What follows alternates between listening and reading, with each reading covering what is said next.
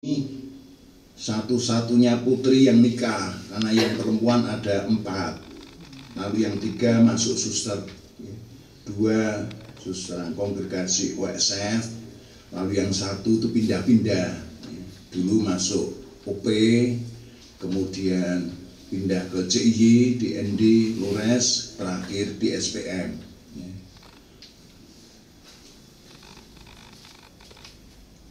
Dan kakak saya ini menjadi pusat dari kakak-kakak saya dan adik, termasuk saya juga. Kalau suster juga saudara-saudari saya yang di luar Jawa pulang ke rumah, jujuknya ya di tempat rumah Mbak Lis ini, ya. Karena bagaimanapun sosok wanita, apalagi yang menikah, itu kan beda. Bahkan saat-saat akhir hidup, sakit, akhir hidup dari kakak-kakak saya, ini ya di rumah Mbak Lis ini. Dan juga kemenakan-kemenakan itu sangat dicintai, sangat dekat oleh Mbak Lis ini. Sekedar contoh, kakak saya yang nomor 2, Mas Naryo, dulu terakhir menjadi penilik masyarakat, sebelumnya penilik sekolah, itu mempunyai 5 anak. Nah, ketika lahir anaknya yang bungsu, istrinya itu dipanggil Tuhan. Lalu kelima anak ini dibesarkan oleh bapak ibu saya di rumah ini. Lalu Mas Naryo sendiri di rumah sebelah itu. Dan kemenakan-kemenakan yang lain sangat dicintai, ada di hati Mbak Lis ini.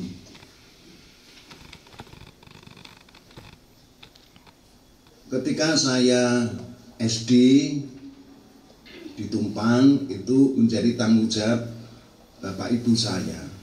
Ketika saya di Seminari Mertoedan, tamat SD sampai tamat SMA 7 tahun di Mertoedan, termasuk setengah tahun di SMA Kanisius Pendowo Mundilan setengah tahun, kemudian saya kembali ke Mertoedan lagi. Yang biayai kakak saya ini, kakak ipar saya, istri dari kakak nomor 3, 39 tahun di Merauke, berdiri Mbak Rar. Ya, ini usia 92 tahun. Ya, tinggal di rumah sendiri di Magelang, persis mungkin 200 meter dari klinik Santa Maria Magelang. Masih sehat sekali, pendengaran, penglihatan sangat jelas, ya, tidak ada gangguan. Hanya bulan Juni kemarin ketika ulang tahun karena sakit, lalu khawatir, lalu minta ditemani kemenakan saya ini, mana ini berdiri, mana ya. Lalu sebulan atau 2 bulan ikut di Semarang, 1 bulan, lalu baik kembali, lalu minta pulang. Ya. Nanti kalau ada apa-apa akan beritahu. Ya. Kemudian kakak ipar yang lain, ini Mbak Sri, ini berdiri Mbak Sri. Ya, ini kakak ipar dari mungkin yang kenal Pak Ses, Pak Murwioto, Brimob, dan Prodiakon juga Katekomen Lintas Paroki di Semarang.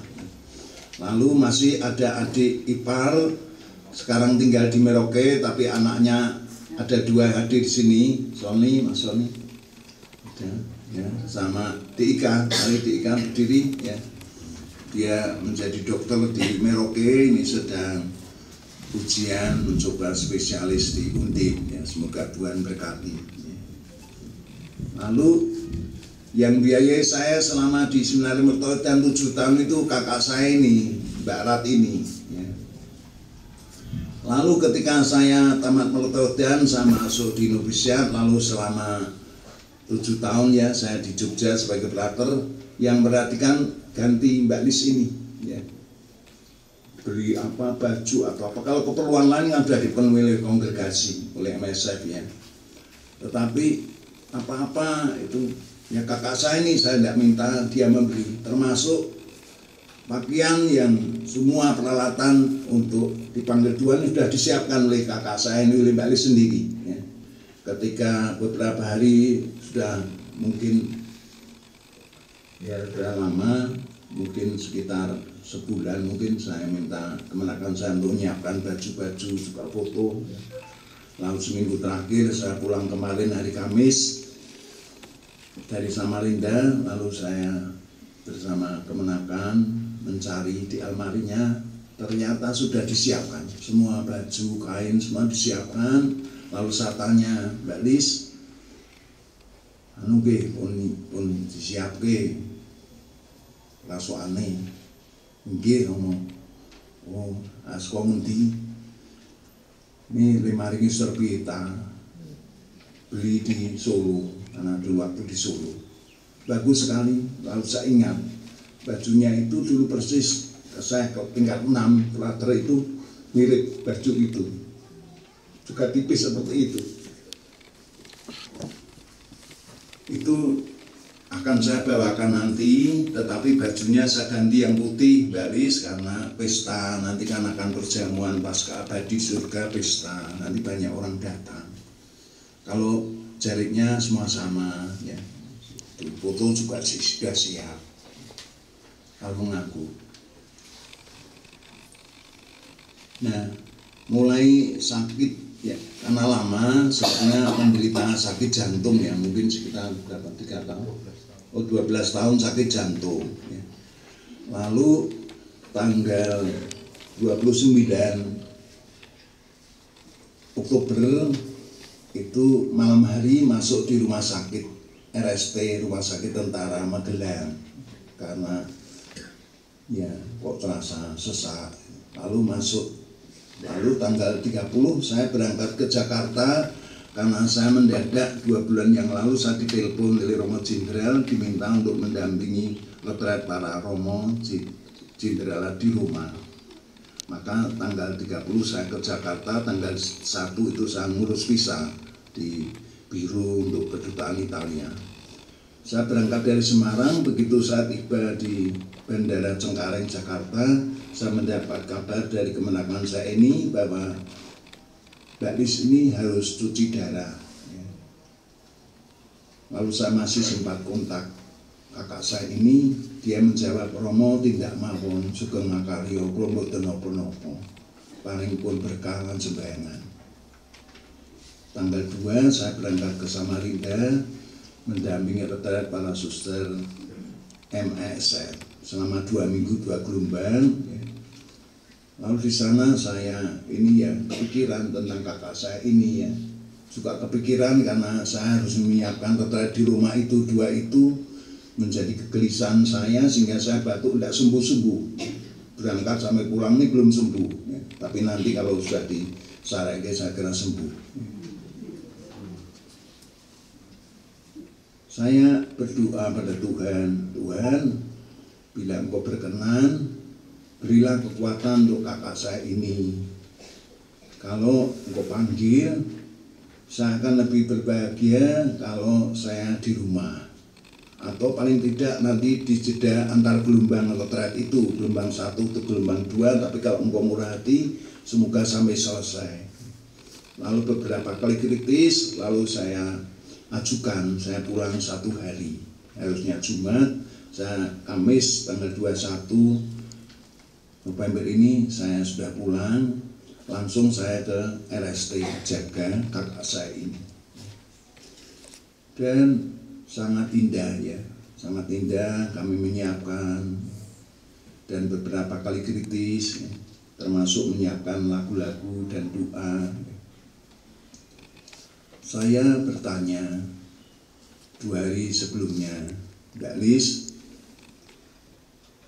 itu ngersake saya mendampingi atau saya menjauh. Mungkin Mbak Lis lebih tenang kalau saya tidak ada di dekat. Tidak apa-apa, saya pergi. Dia minta saya mendampingi, ada berpanggil Tuhan. Kalau saya mendekat, Mbak Lis itu ingin apa? Romo nek bareng kula menyang Gusti, menyang nopo? Mbok kula diparingi sehat malih. Oh nggih, nek sehat terus pengen nopo? Nyuwun nopo? Nyuwun caket Gusti. Ingin dekat dengan Tuhan. Oh, bisa sangat apik banget. Ini nek Mbak Rizky ditimbali Gusti, dari Gusti lama luwih cedhak Gusti. Engko malah iso nyembangke Septa, Nisa, Mika, Michelle, kula, anak-anak, putu, ponakan kabeh nggih mengaku.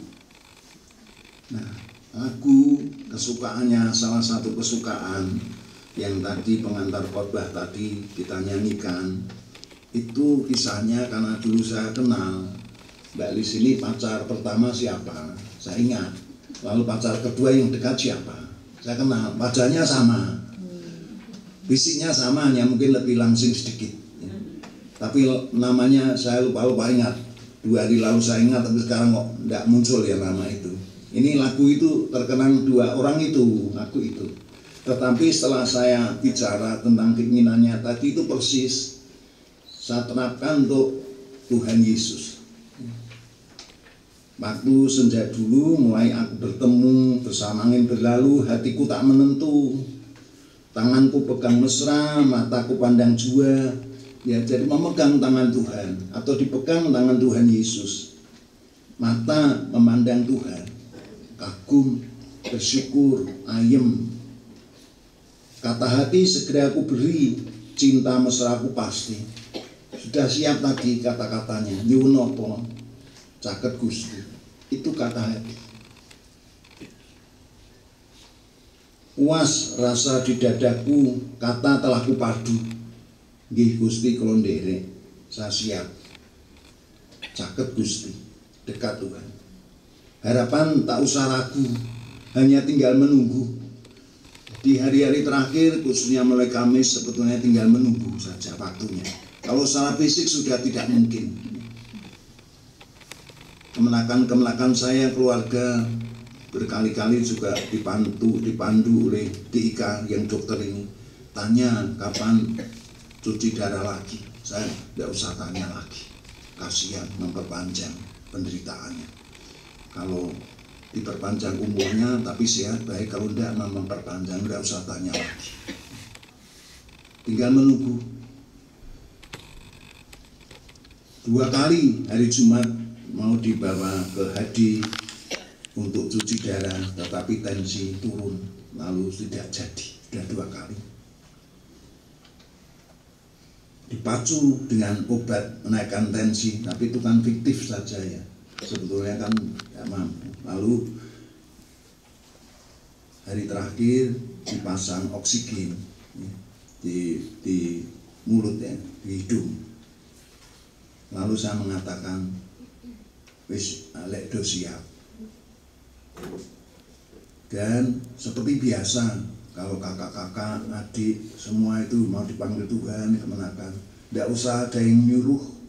Tapi kalau semua dengan kemauannya sendiri datang berkeliling, lalu kita doa dan nyanyi, itulah saatnya akan menghadap Tuhan. Dan itu terjadi. Maka saya mengatakan, sebetulnya kalau ini tidak dipasang obat untuk tensi sudah selesai sebetulnya. Atau juga apalagi kalau oksigennya tidak pakai yang di mulut, pakai oksigen biasa, itu sudah selesai. Tapi ya kita menunggu saja. Kini senja mengganggu, datang seperti dulu. Bayanganmu tiada berlalu, aku terkenang selalu. Itulah perjumpaan dengan Tuhan, kedekatan dengan Tuhan. Pagi-pagi, hari Minggu pagi, saya pulang ke sini untuk cuci baju. Dan rencana saya mau misah. Tapi selesai cuci baju, tidak enak, lalu saya segera ke sana. Sampai di Blabak, saya ditelepon Septa, anak tunggalnya ini, Romo, posisi di mana? Saya mau ke Magelang nih, ke RST, saya sudah sampai Blabak. Tapi ye, kulo tadi nyekal. Matur simbah, kakakku Mbak Putri, Suwardi. Oh iya. Lalu sampai rumah pesen untuk ritus dengan air, saya berkati, lalu diusapkan. Lalu ketika saya pernah pulang, itu dilengkapi lagi, diulangi lagi, tetapi minta supaya dia yang mengusap di wajahnya. lalu pakai sapu tangan, dan sapu tangan saya berikan, itu diusap. Lalu kurang lebih 1 jam, ini langsung di situ tiba-tiba kemenakan saya Kristera, susah Kristera, saya berdiri, Kris, ya, maju dikit yang sana sebelah tahu, ya, ini Kristera nih kemenakannya tercinta, ternyata dia yang ditunggu, ya, dengan Rina, ada Rina, keluar, oh ya, itu datang lalu berdoa, tapi doanya tidak ada titik koma, dan langsung wajahnya di tangan Mbak Lis ini, lalu tak minggir gue gentenan aku sing sembahyang. Lalu kami doa dan nyanyi. Doanya nanti akan kita doakan dan kita nyanyikan bersama para romo, sudah komini nanti. Lalu kami menyanyi lagu, kan ingat ya kisah 5 gadis bijaksana, 5 gadis bodoh dalam Matius bab 25 itu. Lalu pengantin tidak datang-datang, maka mereka tertidur. Lalu ada suara pengantin datang, pengantin datang. 5 gadis bijaksana bangun dengan pelita yang nyala karena masih ada cadangan minyak. Mereka masuk ke ruang pesta. Pintu ditutup, sementara 5 gadis bodoh itu masih pergi membeli minyak. Ketika mereka datang, pintu sudah ditutup, tidak bisa masuk. Nah, lagu itu yang kami nyanyikan kemarin, 2-3 hari kami nyanyi dengan kakak saya ini. Lagunya sederhana. Nyalakan lampumu, nyalakan lampumu, dan bila pengantin datang, kau harus siap di pintu.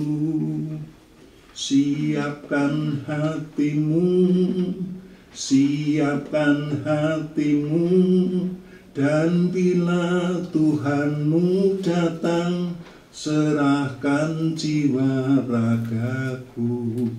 Lagu itu kita ulang-ulang pelan sambil berganti dengan doa pada keluarga kudus. Yesus, Maria, Yusuf, dampingilah kami dalam sakrat maut kami. Yesus, Maria, Yusuf, semoga jiwa kami beristirahat dengan tentram serta-Mu. Itu kita ulang-ulang lalu mengembuskan nafas dengan tenang lalu menghadap Tuhan. Suasana yang indah, dan Septa merasa bahagia sekali ketika itu kita semua kumpul, anak cucu kumpul, dan saya ada, dan di samping juga ada Sir Kristera. Septa mengatakan, Romo, itu tidak ada yang lebih indah. Saya lega, saya siap. Begitu saya pulang, Septa mengatakan, Romo, saya belum siap, saya belum ikhlas. Ya ora apa-apa. Setelah itu kami ngomong-ngomong, lalu keluar dengan anaknya sendiri, berdoa pada Tuhan, juga matur pada ibunya, Bu, nah ibu tindak sowan Gusti. Aku rapopo, aku rasa menggali aku, sugeng tindak. Itu lalu dengan cepat proses itu, dan Tuhan sungguh mengabulkan. Saya sudah selesai mendampingi retret, dan nanti tanggal 29 saya ke Roma memberi retret itu, dan persis di tengah itu dipanggil juga. Itu momen yang sangat indah. Lalu tadi sengaja saya memilih bacaan yang pertama itu dari Madah Kasih, dari surat Paulus kepada jemaat di Korintus bab 13 ayat 1 sampai 7. Kasih. Meskipun kita mempunyai banyak hal, kita berbuat banyak hal, kita bisa ini bisa itu, tetapi kalau itu tanpa kasih, itu tidak ada gunanya. Seperti gong yang berbunyi, tidak ada isinya, tidak ada gemahnya. Dan terutama ayat 7 ya, mulai dari Madah Kasih itu adalah sabar, murah hati, dan sebagainya. Ayat 7, kasih itu menutupi segala sesuatu, kasih itu percaya segala sesuatu, kasih itu mengharapkan segala sesuatu, kasih itu sabar menanggung segala sesuatu. Dan kasih itu adalah Mbak Lis ini. Hidupnya dicurahkan untuk menunjukkan kasih. Dan kasih itu kasih Tuhan. Ada satu hal yang mungkin Mbak Lis sulit mengatakan pada saya. Tetapi akhir hidupnya saya tahu. Saya mengatakan pada kemenakan matur bulis rasa ngendika aku wis paham, aku ngerti, aku nampa rapopo. Benar suwan Gusti rapopo. Saya minta maaf dan saya memaafkan. Dan itu Tuhan terwujud mewujudkan itu kasih itu. Jadi dengan melihat pribadi dan hidup Mbak Lis ini, kami sekeluarga merasakan kasih Tuhan itu. Dan juga menanggung segala sesuatu. Percaya segala sesuatu dan mengharapkan segala sesuatu.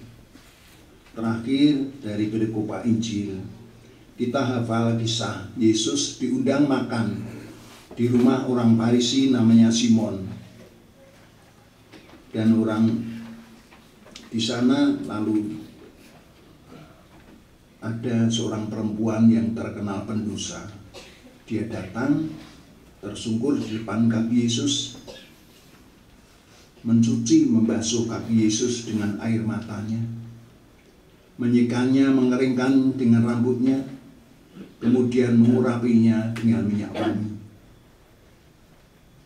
Itu tanda terima kasih perempuan berdosa itu atas pengampunan Tuhan. Lalu orang-orang berkomentar, kalau dia ini nabi, pasti dia tahu bahwa dia ini orang pendosa. Lalu Yesus mengatakan pada tuan rumah yang mengundang itu, Simon, ada sesuatu yang ingin kusampaikan kepadamu. Ada dua orang berhutang. Satu berhutang 500 dinar, yang satu berhutang 50 dinar. 1 dinar itu upah orang bekerja 1 hari. Kalau 500 dinar berarti bekerja 500 hari. Dan yang satu berhutang 50 hari kerja, upah 50 hari kerja. Karena mereka tidak bisa membayar hutangnya dihapuskan. Siapa yang lebih berhutang budi? Tentu orang yang dihapuskan hutangnya 500 dinar itu. Ya, perempuan ini membasuh kaki saya dengan air matanya, mengeringkan dengan rambutnya, kemudian mengurapi dengan minyak wangi. Itu dilakukan untuk saya sebagai tanda terima kasihnya. Dan itu ia lakukan untuk persiapan pengurapanku saat nanti saya meninggal.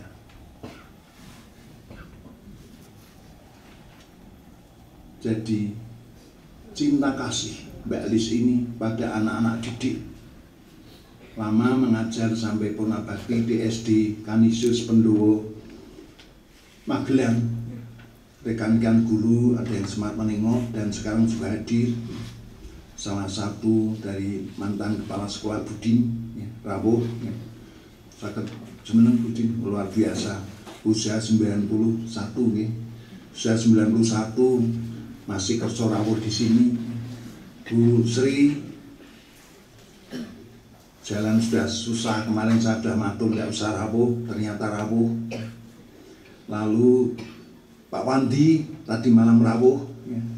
Lalu sekarang hadir Pak istrinya dari Pak Taliono, dan putranya, ya, itu hadir. Ya. Itu kesetiaan dari guru-guru SDK. Lalu murid-murid juga banyak, antara lain muridnya ini Romo Jayeng, ya, MSF. Tapi karena ada pertemuan dengan pendeta, dia mau izin, ya, dia saya sampaikan. Jadi cintanya pada SDK Pendowo, termasuk dulu kakak saya Serpieta itu pesta perak. Guru-guru SDK Pendowo itu nyanyi dan main kulintang, ya, di sini, ya. Itu masih ingat. Nah. Itu cintanya juga anak didik sangat mencintai. Juga untuk saya, kakak saya, kemenakan saya banyak dikasih Mbak Lis. Itu dia lakukan seperti perempuan berdosa tadi. Bersyukur, berterima kasih atas pengampunan Tuhan. Bersyukur bahwa Tuhan mau menerimanya, Tuhan mengasihinya. Dan tadi kan keinginannya ingin dekat dengan Tuhan. Caket kan Gusti. Itu ungkapan. Dan ketika nanti Yesus wafat, wanita-wanita itu tidak sempat mengurapi jenazahnya. Lalu begitu Yesus bangkit, mereka pagi-pagi ke makam mau mengurapi, tapi Yesus sudah bangkit, sehingga tidak sempat mengurapi. Dan yang dibuat Mbak Lis itu untuk mengurapi jenazah Yesus. Yesus itu adalah kita semua. Maka hari ini kami sangat bersyukur, bersukacita atas hadiah yang besar. Mari kita persembahkan kepada Tuhan. Tuhan memberkati.